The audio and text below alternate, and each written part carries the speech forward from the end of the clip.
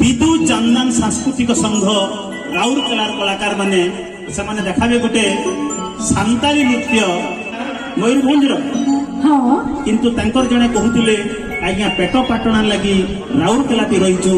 हेले हमर संस्कृति के माने पासरी ठीक कहछन दादा ठीक हेंता तमा से आदिवासी नृत्य से सागवा धला साड़ी रे जक्की सुतरी सुतरी टुकी मना आसो